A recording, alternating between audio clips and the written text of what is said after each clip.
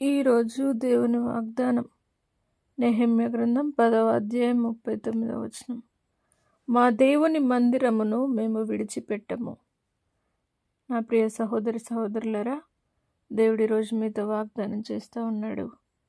దేవుని మందిరమును, మా దేవుని మందిరమును మేము విడిచిపెట్టము అని దేవుని సన్నిధానానికి పరిగెత్తుకొని వచ్చేవారుగా మీరు జీవించినట్లయితే దేవుడి రోజు మీతో వాగ్దానం చేస్తూ ఉన్నాడు.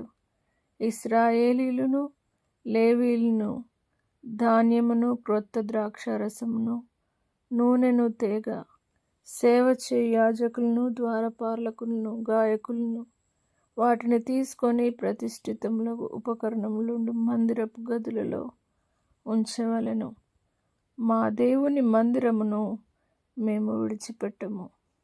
ఈ దినం దేవుడు మీతో వాగ్దానం చేస్తున్న అద్భుతమైన మాట ఏంటంటే, దేవుని సన్నిధిలోనికి వస్తున్న మీరు, దేవుని మందిరంలోనికి తప్పక ఆయన సన్నిధిలోనికి వస్తున్న మీరందరూ కూడా మా దేవుని మందిరమును మేము విడిచిపెట్టము అన్న దృఢ నిశ్చయతతో వచ్చినట్లయితే తప్పక దేవుడు మీ జీవితంలో గొప్ప కార్యంని జరిగించి మందిరంలో నుండి మిమ్మల్ని ఆశీర్వదించునుగాక.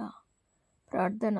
పరిశుద్ధుడా, నమ్మదగిన దేవా, నీ వాగ్దానం సెలవిచ్చిన విధంగా దేవా, మా దేవుని మందిరమును మేము విడిచిపెట్టమని ఎంతమంది అయితే ఒప్పుకోలుతో నీ మందిరానికి వస్తూ ఉన్నారో వారందరిని మీరు ఆశీర్వదించండి.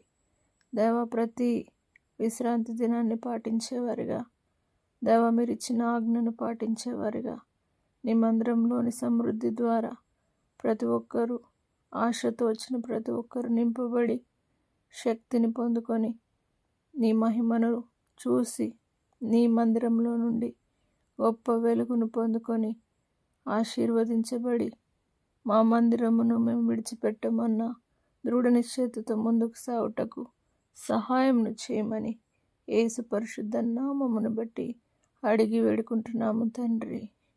ఆమేన్. దేవుడు మిమ్మల్ని దీవించును గాక.